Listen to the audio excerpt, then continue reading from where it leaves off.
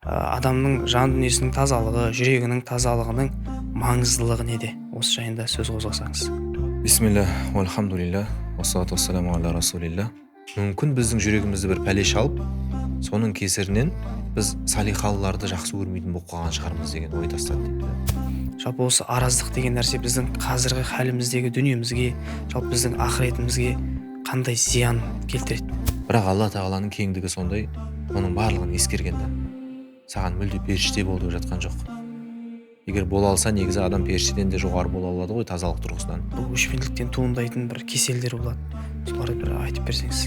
Әдейі әркімді әртүрлі қылып жаратып қойды Алла тағала, оның шеберлігі да. Қанша айып кемшілігің болсын, ислам сені сондай дәрежеде қорғайды, ешкімге, тіпті пайғамбарға да сенің сыртыңнан әңгіме айтуға рұқсат бермейді.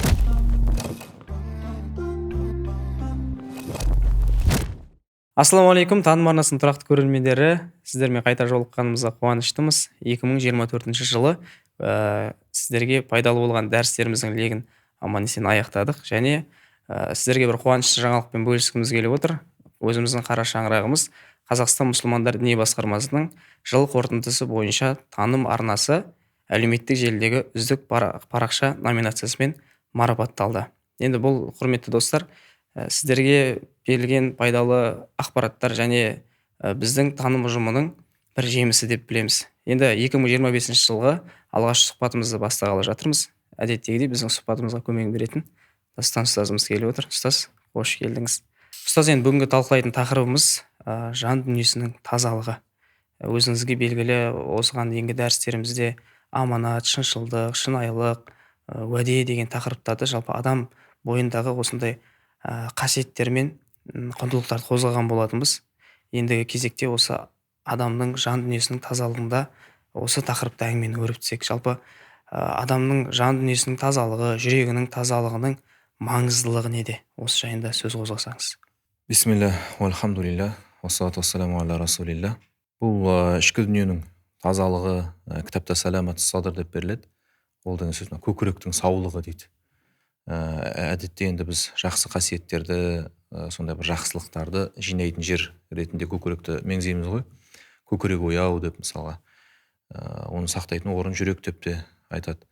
Енді осы жердің саулығы, енді біз тазалық деп айтып отырмыз. Ол жаңағы лас кір заттардан, сондай бір мінездерден, сондай бір қасиеттерден таза болуы ғой. Енді шейх Мұхаммед Ал-Ғазали, еске сала кетейік, бұл кітап сол кісінің мұсылманның мінезі деген кітабы еді. Бұл жерде кіріспесінде, бұл тақырыптың кіріспесінде адам баласына берілген ең үлкен жақсылық, енді ол барлық нәрсе Алланың бергені деп айтады ғой. Түрің әдемі болса Алланың бергені, жаның таза болса Алланың бергені деп. Әрине бұл жерде адамның да өзінің үлесі бар, соған еңбек етіп, сол тазалықты сақтауға тырысып жүрген. Сонда адам баласына берілген ең үлкен нығмет және дүниедегі ең үлкен бақыт ол жанның тазалығы дейді. Мына жағында кірбің болмаса, бұл жағында ешқандай бір бәлекет, кесапат болмаса, онда сен ең бақытты адамсың дейді. Сөйтеді, ислами тұрғыдан қарағанда, егер сенің жүрегің лас болатын болса, кір болатын болса, оның барлығын қазір оның кірі не, ласы не бәрін түсіндіреміз. Сен қанша көп амал жасасаң да, бұл аз пайда береді дейді. Ал егер жүрегің, пейілің таза болатын болса, сен аз амал жасасаң да ол саған көп пайда береді дейді. Бұл жердегі амал деп отырғанымыз енді жақсылық істер, сауапты істер ғой, құлшылық, ғибадат. Осыған байланысты пайғамбарымыз саллаллаху алейхи уассалам сахабалар сұраған ғой, енді ең абзал адам кім деп. Әдетте де біз сұраймыз, ең жақсы адам кім деп. Сонда пайғамбарымыз саллаллаху алейхи уассалам куллу махмумил қалби садуқил лисан деп екі қасиетін айтқан екен. Егер осы екеуі бір адам бойында болса деп. Жүрегін таза ұстаған және тілінен тек қана шындық шығатын адам деп айтты дейді. Өткен тіл жүректің айнасы ғой. Сонда жүрегін таза ұстаған дегенде сахабалар түсінбейді. Өткені махмумул қалб деген жүрегі сыпырылған, жүрегі тазаланған деген мағына ғой. Соны нақтылап сұраған кезде пайғамбарымыз саллаллаху алейхи вассалам хуа тақийун нақи ла исма фихи ва ла бағия. Ол жүрегі сондай таза, пәк, оның ішінде ешқандай күнә, зұлымдық, біреуге қарсы ондай нәрсе жоқ. Уәлә ғилла уәлә хасад, сондай ақ ешкімге деген жек көру, көре алмаушылық жоқ. Міне осы аталған жаңа кір лас дүниелерден жүрегі таза болған адамды айтып жатыр да. Сол адам ең жақсы адам дейді. Енді осы хадистен алып шейх айтады, шынайы мұсылман жамағаты деген міне осы хадиске сәйкес жүрегі осындай адамдардан құралған жамағат дейді. Мысалға біз ізгі қоғам құрғымыз келеді, сондай бір салихалы адамдарды көбейткіміз келеді, ол үшін адамдардың жүрегін тазарту керек екен. Құранда бізге енді сахабаларды мысалға келтіреді ғой көбіне. Мұхажиры бар, ансары бар. Сонда ансарлық сахабаларды Алла тағала мақтап, «Уаллазина жау мин ба'дихим», олардан кейін келгендер деп, «Яқулуна роббана ғфир лана», енді кейін деп алдыңғы буын сахабалардан кейін келген ізіне ергендерді айтып жатыр ғой.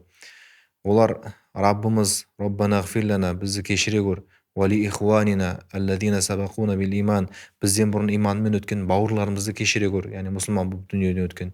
«Вала таджал фи қулубина ғилла лиллазина аману», сондай ақ біздің жүрегімізге иман келтіргендерге, яғни мүмін мұсылмандарға деген жек көрушілікті сала көрме.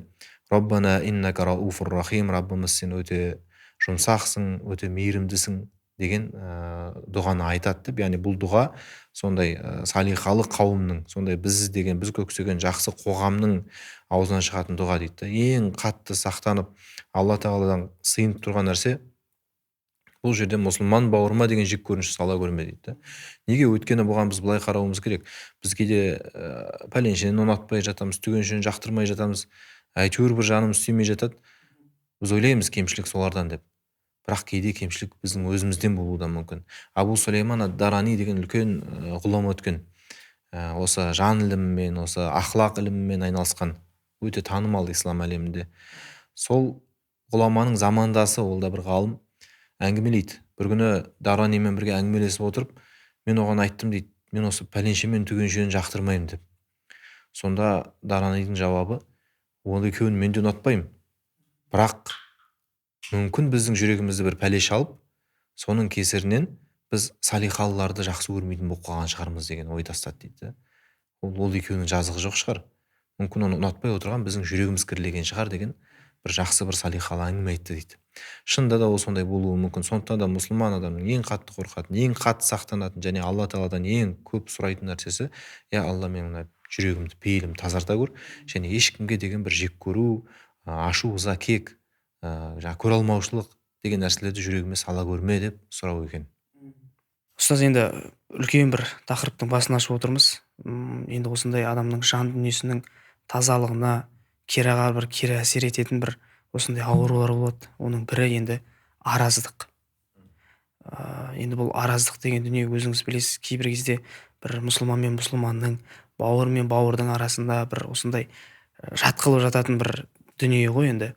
Жалпы осы араздық деген нәрсе біздің қазіргі халіміздегі дүниемізге, жалпы біздің ақыретімізге қандай зиян келтіреді? Бәрі де жаңағы жүректен басталады ғой. Адамның жаны кірлесе, басқаларға деген сондай бір көзқарас, сондай бір жаман, жағымсыз ұстаным пайда болса, онда одан соған сәйкес сөздер шығады, соған сәйкес әрекеттер, соған сәйкес қарым-қатынастар шығады. Адам ішкі жан дүниесін түбегейлі тазалай алмаса да, содан шығатын лас заттардан барынша тартыну керек. Мынау ішкі күнә, бұл Алла мен екі ортадағы күнә ғой.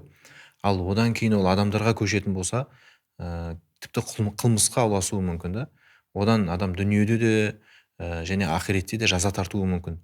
Сол үшін де осы бір жүректің бүлінуінен, жүректің ластануынан шығатын кейбір істерді ғалымдарымыз бізге көрсетіп айтып береді. Соның ең үлкені ол араздық. Жаңағы енді арадағы татулықтың, бірліктің жоғалуы, бір-бірімен қырық пышақ болуы адамдардың, мұсылман адамдардың. Пайғамбарымыз саллаллаху алейхи вассалам сахабаларға, мен сендерге оразаның, намаздың, садақаның да сауабынан үлкен сауабы, сондай бір істі айтайын ба дейді. Бұл жерде нәпіл амалдар меңзеліп тұр ғой. Әйтпесе адам бірінші кезекте 5 уақыт намазын, парыз, Рамазан оразасын, парыз болған зекетін ол беруге онсыз да міндетті ғой. Ал енді одан кейін қосымша сауап табам деген нәпіл түрлері бар ғой. Солардың қай-қайсысынан да сауабы жағынан асып түсетін, мен сендерге бір амалды көрсетейін бе дейді. сонда сахабалардың барлығы әлбетте деп қуанып кетеді.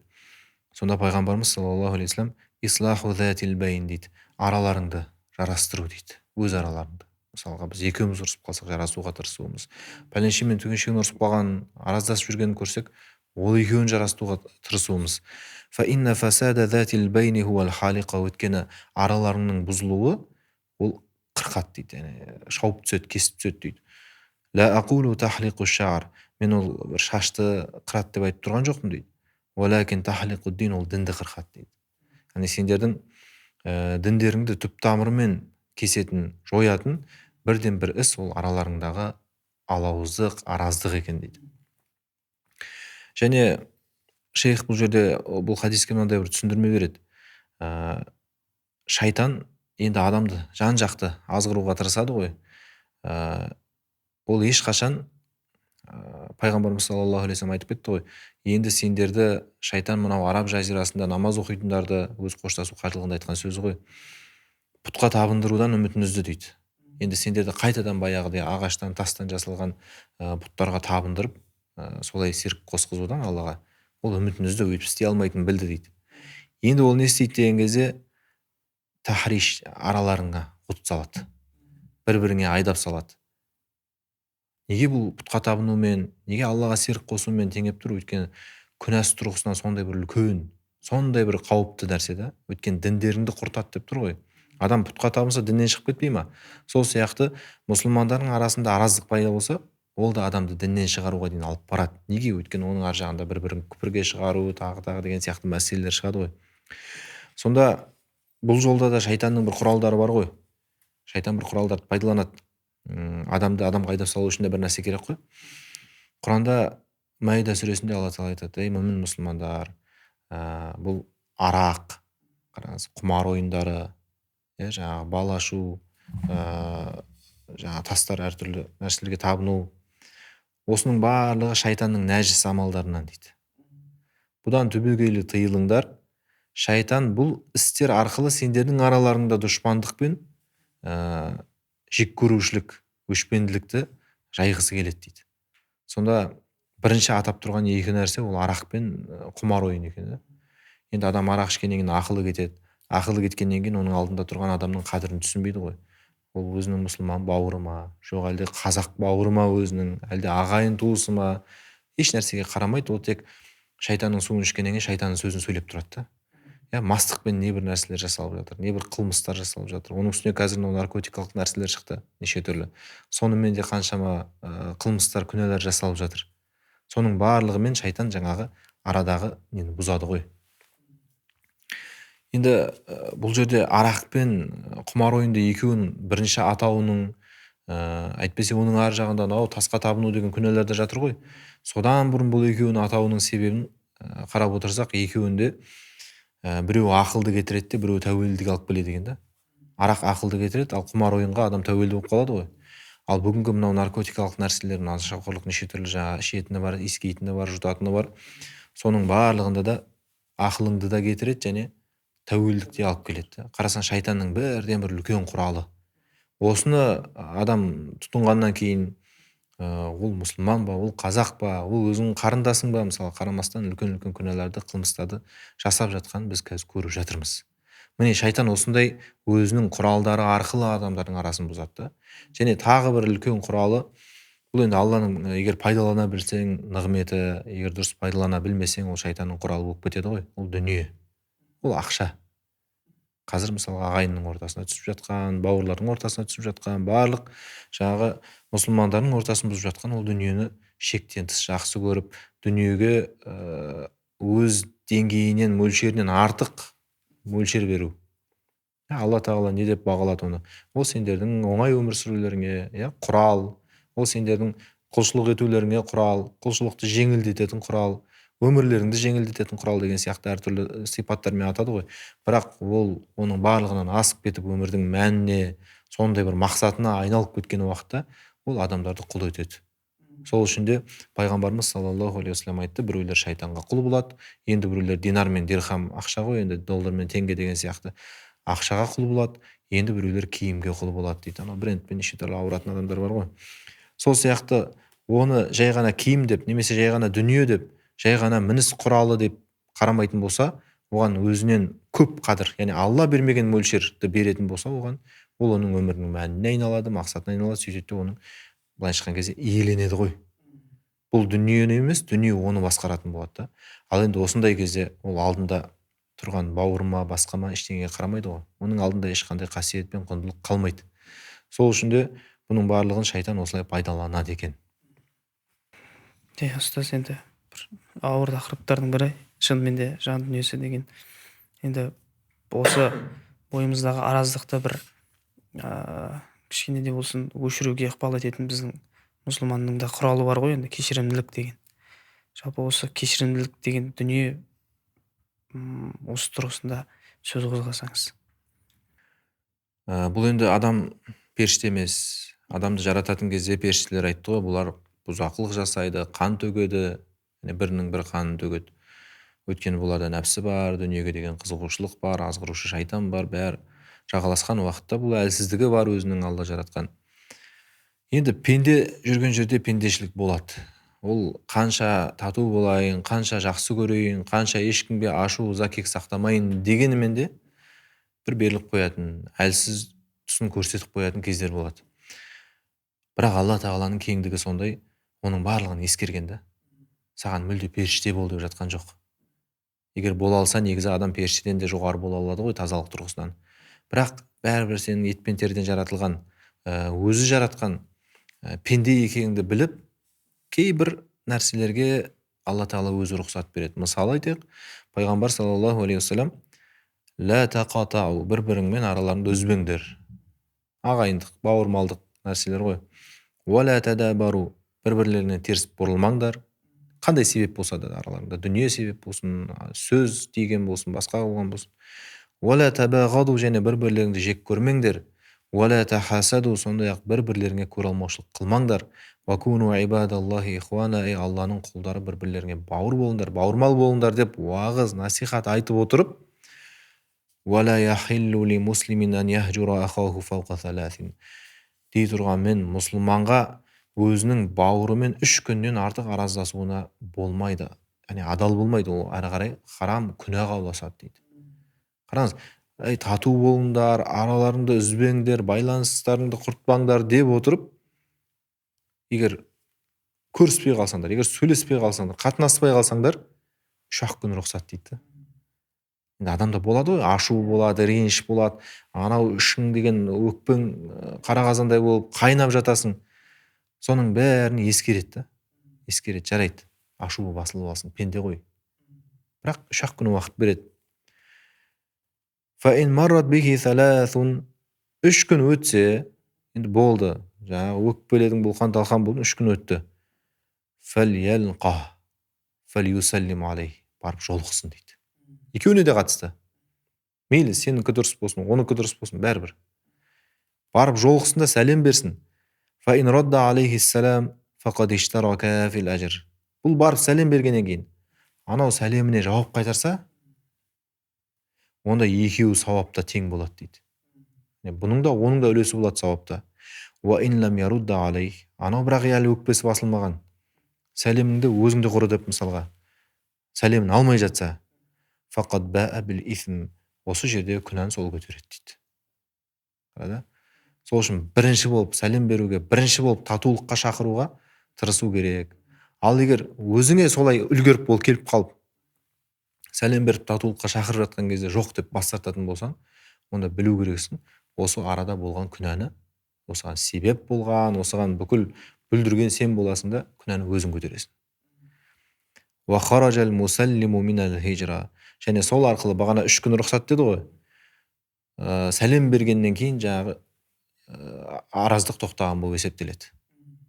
Одан кейін енді, тағы да бұл жерде пендешілік ескереді. Бұны кеуде қағысып, ары қарай баяғыдай жақсы көріп кетті деген әңгіме жоқ. Тек жүрген жерде, көрген жерде сәлемім түзу дейді ғой. Сондай деңгейде болу керек. Әйтпесе, пайғамбарымыз саллаллаху алейхи вассалам айтады, әр бейсенбі сайын, дүйсенбі сайын адамдардың амалдары көтеріледі дейді ғой. Пайғамбарымыздан да саллаллаху алейхи вассалам не үшін ораза ұстайсыз деген кезде бұл күндері амалдар көтеріледі, яғни Алланың алдына ұсынылады. Соның ішінде оразан болса екен деп мен қалаймын дейді ғой. Сонда періштелер амалдарды алып келген уақытта Алла тағала бағасын беріп сол амалдарды қабыл етеді екен да, екі адамдікін мына екеуін қоя тұр деп ысырып қояды екен. Сонда ол екеуі кім десек, жаңағыдай бір-бірімен араздасып жүрген екі бауыр екен. Ол мұсылман бауыр болуы мүмкін, ол ағайынды бауырлар болуы мүмкін. Жаңағыдай 3 күн өтіп кеткен, әлі де араздығы тоқтамай жатыр. Мына екеуі бір-бірімен татуласқанша тоқтай тұр дейді екен. Сонда қараң, мынау да ана жақта намаз оқып жатыр. Бұл да намаз оқып жатыр. Анау да ертең Рамазанда ораза ұстайды. Бұл да ұстап жатыр. Бұл да зекет садақасын беріп жатыр. Бұл да әртүрлі жақсылықтар жасап жатыр.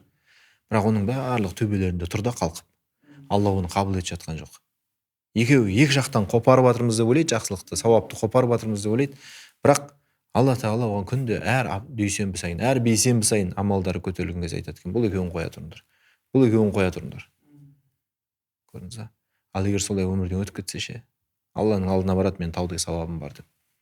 Алла айтады, сен бауырыңмен араз болдың ғой. Не сен бармадың сәлем беріп, не ол келгенде сен оған жауап бермедің. Сондай татулық, жарасымдық болған жоқ дүниеде. Сондықтан мен ешқайсысын қабыл еткен жоқпын десе не істейді мысалға да? Сондай қауіп қатері бар. Енді пайғамбар саллаллаху алейхи уассаламның осы тұста біреуде, қалай айтсақ, бұл жерде біреудің ақысын жегенге де және ақысы желінгенге де қатысты екеуіне де насихат айтқан.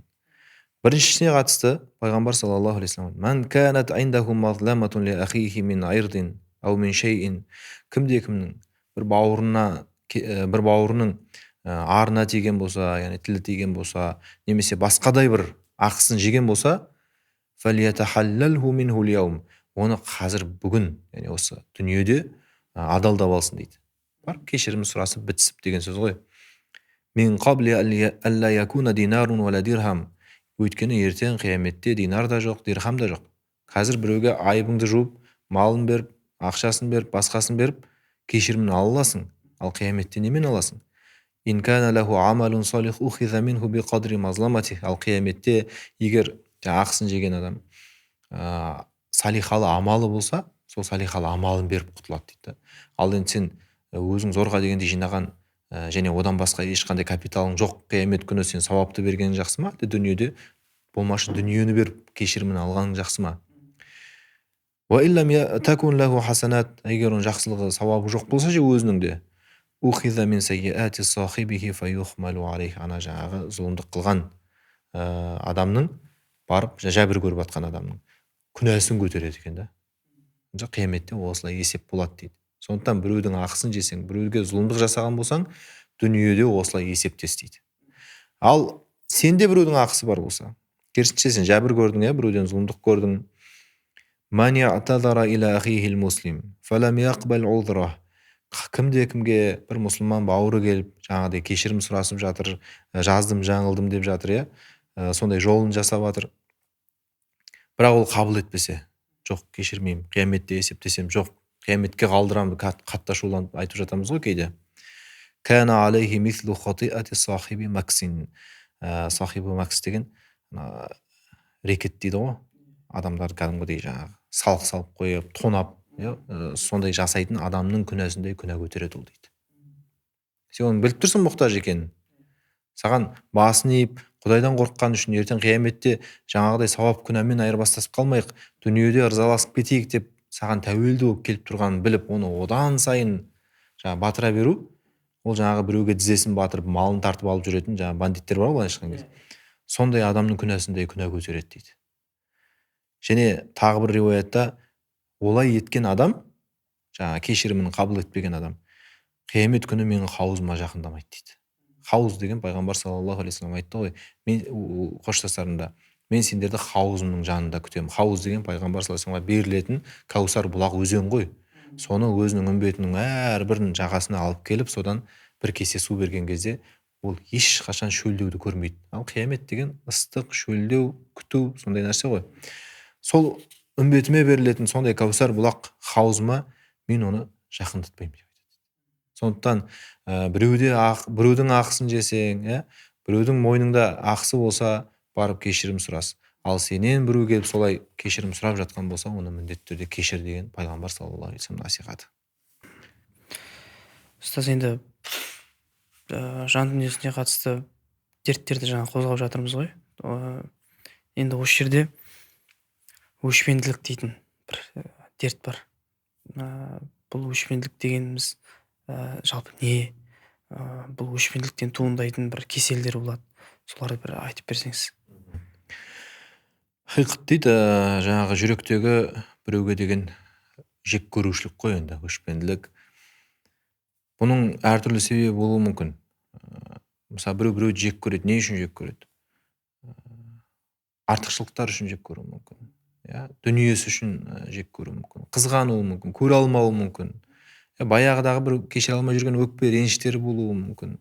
Немесе асабия дейді, трайбализм дейміз ғой. Ұлтына бола, немесе руына бола, шеттетіп жүрген болуы мүмкін. Әртүрлі былайша айтқан кезде, жинап келген кезде барлығы да білімсіздіктен, барлығы да діни тұрғыдан сауатсыздықтан болатын нәрсе ғой. Әйтпесе Алланы таныған адам, Алланы жақсы көрген адам, ол Алланы жаратқанын жек көре ма? Адамды сүй, махаббатпен жаратқан адамзатты сен де сүй, ол Алланың жанынан тәтті дейді. Адамды сүй, Алланың хикметін сезіп. Ол жердегі Алланың хикметі ғой, бұл адам деген Алла Тағаланың жаратқаны. Оның жаратқан заттарына ешқандай күмән, ешқандай ода бір кемшілік болады деп адам күмән келтірмеу керек та. Алла Тағала солай жаратты. Енді неге кейбір адамдармен мінезіміз жараспайды, кейбіреумен сөзіміз жараспайды? Оны да Алла Фурқан сүресінде сендерді бір-біріңе сынақ еттік. Сабыр етер ме екенсіңдер? Раббыларың бәріңді көріп тұр дейді. Әдейі әркімді әртүрлі қылып жаратып қойды Алла Тағала. Бұл оның шеберлігі да. Енді соған сабыр ету ол біздің міндетіміз. Енді дегенмен сол жек көрушілік қалып кетсе, сол жек көрушілік уақытында тазаланбаса, адамды қандай күнәларға душар етеді? Ең бірінші тілдің күнәсіне душар етеді. Өйткені мен жек көрген адамды тілдеймін, ол бір жақсылық жасап жатса да оны жаманға балайым, оған жала жабам. Өзі жақсы адам болу үшін де қиын. Жақсы адамның өзін жақсы болған үшін жек көретін қаншама адам табылады. Өйткені неге? Оның нәпсісіне ауыр келуі мүмкін, оның айтып істеп жүргендері. Оның мүддесіне сәйкес келмеуі мүмкін, айтып істеп жүргендері. Ол мысалға зұлымдықпен күресіп жатыр. Бұл зұлымдықты сол жасап жүрген адам болуы мүмкін да. Әртүрлі нәрселер ғой енді. Осы жерде жек көрсе адам біреуді, оның ең бірінші үлкен ашылатын есігі күнәнің ол тіл тигізу. Сол үшін де пайғамбар саллаллаху алейхи вассалам айтады: "Мән закара имраан би шайин лайса фихи", кімде-кім біреуді оның бойында жоқ бір айыппен айыптаса, жала жапса деген сөз ғой. Лияйбаху бихи, оның адамдардың алдында қадірін түсіру үшін. Хабасахуллаху фи нари джаханнама хатта яатия бинафади ма қала фих дейді. Алла Тағала оны жаһаннамда сонша қамайды қиямет күні, айтқан сөзінің бәрі таусылғанша дейді.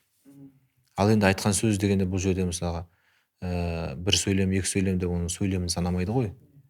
Оны қалай санайды? Оны пайғамбар саллаллаху алейхи вассалам Айша анамызға әдемілеп түсіндіріп берді. Бір күні Айша анамыз пайғамбар саллаллаху алейхи вассаламның басқа бір әйелін, бір риуаятта бір пәтуа сұрап келген әйелді деп айтады. Бой аласалау бір кісі келеді ғой пайғамбарымыз саллаллаху алейхи вассаламға.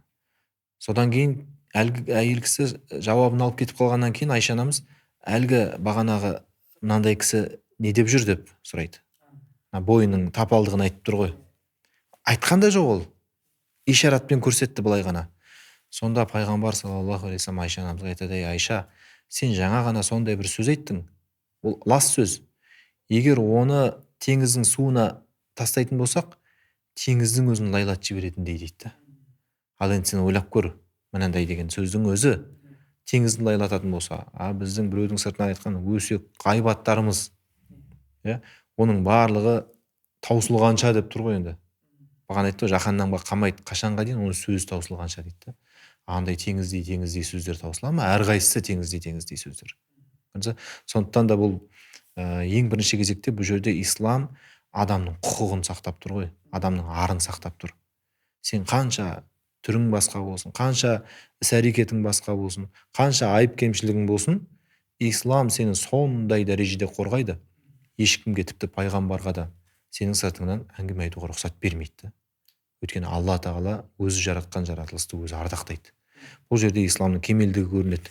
Пайғамбар саллаллаху алейхи вассалам әрдайым сахабаларына ескертіп отыратын болған, мынау араны бұзатын айтып тұрмыз ғой, бұл менің сахабаларым дейді, ешқайсысың бір-бірің жайында жаман сөз айтып келмеңдер дейді. Маған жеткізіп келмеңдер. Мен сендердің әрқайсыларыңның алдыңа таза жүрекпен, таза пейілмен шыққым келеді дейді. Маған пәленше бүйтіп жүр екен, пәленше былай деп айтып жүр екен деген сөздерді маған жеткізбеңдер дейді. Мен оны білмей ақ қояйын, мен оны естімей ақ қояйын. Мысалға өзіңмен күнде араласып жүрген, бірге жұмыс істеп жүрген, шай ішіп жүрген бір бауырың басқа бір отырыста сен сыртыңнан осылай деп айтыпты деген әңгіме жетсе, сен ана бауырыңа қалай бір мезетте суып қаласың. Сол бұзады ғой дейді, арамызды бұзады. Қазір менімен сені бұзады, ертең онымен бұны бұзады. Сондықтан естіген жағдайдың өзінде де, қараңыз, пайғамбар саллаллаху алейхи вассалам айтпаңдар деп тұрған жоқ. Ол нәрсе болып қалған жағдайдың өзінде де алып келмеңдер маған ол сөз дейді. Сол жерде көміп таста дейді. Бұл өте үлкен бір әдеп үйретіп жатқан. Бұны бір оқиғамен ашатын болсақ, Хасан әл-Басри деген үлкен ғалым бар ғой, табиғин. Сол бір күні бір өзінің жолдасымен әңгімелесіп отырса, кеше пәленшенің үйіне бардым, ой, дастарханды өйтіп жайған, 90 түрлі тамақ бар деп айтып келіп, соңында сіз жайында ана кісі бірдеңе деп алып қалды дейді ғой. Үй иесі бір жаман жағымсыз сөз айтып қалды деп сөз жеткізіп жібереді да. Сонда Хасан әл-Басри ойланып отырып, ай, ішіңе сонша тамақ сыйғанда бір ауыз сөз сыймай қалды ма деген екен да. Айтпай ақ қоймадың ба деп тұр ғой. Енді сол мені бір өлтірейін деп маған бір пышақ қайрап жүр дейсің ба, жоқ әлде мені түбегейлі жек көріп кетті дейсің ба, бір жерінде бір өкпесі бар шығар, бір реніші бар шығар, соны саған айтып шығарып алды ғой ол. Енді неге оны маған алып келіп қайтадан арамызды бұзып отырсың деген әңгіме да. Ертең көрмейтін адам емес, бұл да оны, ол да бұны көреді ғой. Бір жерде кездеседі қайтадан, бұл да о Хасеке деп арқасынан қағуы мүмкін. Сол кезде тартынып тұрады да, өйткені кешегі сөзді естіп қойғанда бұл. Сондықтан бұл сыр сақтаудың, аманат сақтаудың, тіпті ол сізге аманат деп айтпаса да, мұсылмандық бірлікті сақтаудың бір талабы бұл. Жарайды, айтып қалды, қой, бұл бауырымыз ғой деп оны бір тоқтады. Және сол жерде көміп тастады ол сөзді. Екінші жаққа апарып жеткізіп, оны араны бұзуда. Ал егер әрқайсымыз бір-бірімізге естіген сөздерімізді жеткізе берсек, кіммен кім дос болады, кіммен кім жақын болады, бәрі бір-біріне қас болады ғой. Ол іште қалу керек. Іште ол заңды нәрсе. Менің мысалы сен жайында бір-екі жағымсыз пікірім болуы қалыпты нәрсе, ол адамға тән ол. Бірақ оның бәрін айта беру керек деген сөз емес қой. Омар радиаллаху анху бірде былай деп айтқан екен. Егер адамдар бір-бірінің ойын ішін оқитын болса, амандасудың орнына қылыш жасатын еді деген екен.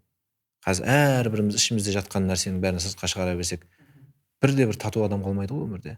Жаңағы жасырудың сауабы, пайғамбар саллаллаху алейхи вассалам айтады: "Мән алима мин ахихи шейъан", кім өз бауырынан бір нәрсе білсе, бір кемшілігін, қателігін, фасатараха, сосын жасырса, сатараллаху алейхи яумал қияма, қиямет күні Алла тағала оны да жасырады дейді.